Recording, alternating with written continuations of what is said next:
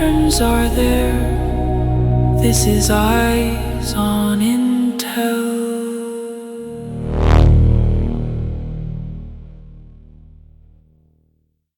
Welcome to Eyes on Intel. Today is Wednesday, May 27th, 2026. The machine is actively eating itself, and it is charging the working class for the absolute privilege of watching the gears break down. Before we tear into the mechanics of this week's state violence, a quick but necessary reminder. This work relies entirely on your material support. We do not take corporate sponsors, we do not do foundation grants, and we certainly do not take a single dime from the tech oligarchs currently building out the architecture of the panopticon. If you value this unvarnished, empirical dismantling of the extraction class, hit subscribe, drop a donation if you have the means, and help keep this analysis completely independent, structurally sound, and utterly uncompromised by the exact financial interests we are working to expose. Let us start with the absolute engineered absurdity of the border and the cages built to enforce it. The situation unfolding on the ground at the Delaney Hall ICE detention facility in New Jersey is the purest distillation of class warfare we have seen this month. We have human beings standing on the asphalt outside a corporate black site, putting their own bodies on the line to protest the industrialized torture of immigrants trapped inside. And how does the reactionary media apparatus respond? Fox News and the right-wing ecosystem immediately mobilized to label these anti-ICE protesters as Nazis and extremists. It is a calculated, deeply cynical inversion of material reality, a psychological operation designed to sanitize state violence.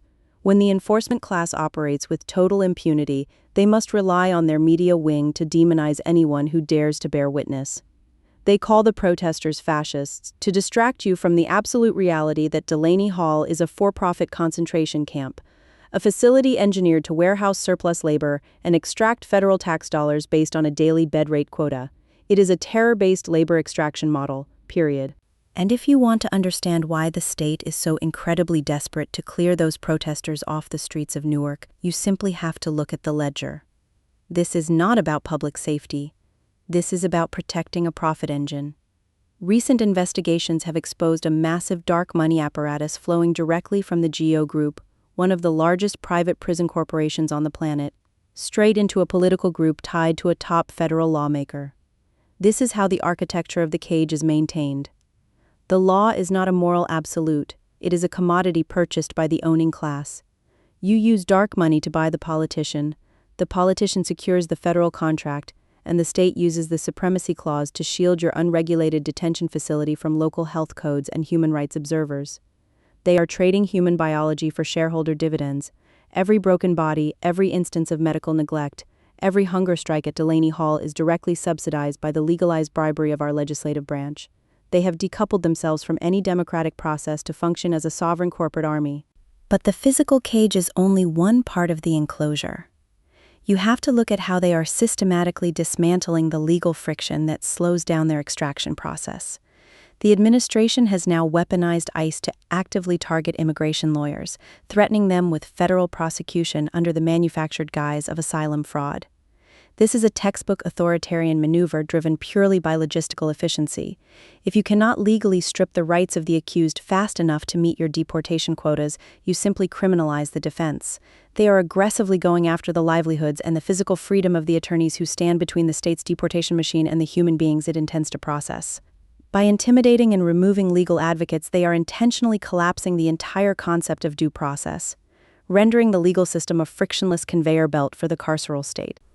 We see the ultimate culmination of that mechanism in the immigration courts right now, where the administration has rolled out what they are grotesquely branding as Megamasters. These are mass deportation hearings where hundreds of human beings are packed into a single courtroom, stripped of their individuality and processed for exile simultaneously. This is digitized Taylorism applied to human displacement, the assembly line of the carceral state. The system is designed to completely overwhelm whatever legal defense networks survive the new purges, and the administration is not even trying to hide the historical precedent for this ethnic and class purge. They are actively pointing to the internment of Japanese Americans during World War II as a legal justification for building mass deportation camps today. Let that sink in.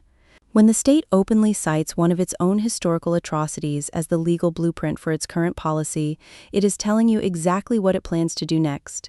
They are normalizing the logistics of genocide to discipline the remaining workforce, keeping labor cheap, disposable, and perpetually terrified. But do not make the mistake of thinking this terror is confined to the southern perimeter. The state is rapidly establishing an absolute enclosure to ensure no labor escapes the extraction zone. Look to the north. Look at Lake Erie. The Coast Guard is currently deploying a fleet of autonomous sail drones to sweep the northern maritime border. These unmanned machines, funded entirely by what the administration proudly calls its Big Beautiful Bill, are gliding across 10,000 square miles of open water. They are equipped with radar, cameras, and constant environmental sensors, capable of operating for 100 days at a stretch without a crew.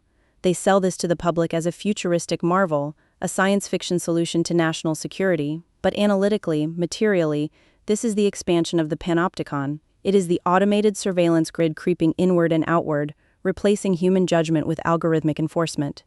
And look at the absolute insanity of the situation we are dealing with right now on the ground. Less than an hour ago, Congressman Adriano Espaillat was forced to stand outside the Delaney Hall detention facility, staring down federal agents, shouting, "I have a court order here that allows me to come in.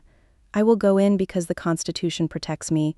He literally had to recite the Constitution just to perform his official duties of oversight. When a sitting congressman has a federal court order in his hand and is still forced to negotiate with armed agents of a private prison contractor to enter a facility, the illusion of oversight is completely dead. We are watching the real-time privatization of state power. The borders they draw are fictions, but the violence they enforce with their megamasters, their dark money, and their autonomous drones is viscerally real. Yet every human barricade outside Delaney Hall, every decentralized act of mutual aid, and every single refusal to look away is a chisel taken directly to the foundation of their cages. The machine hums with silent efficiency, but it is fundamentally brittle. It requires our compliance to survive, and that compliance is exactly what we are withdrawing.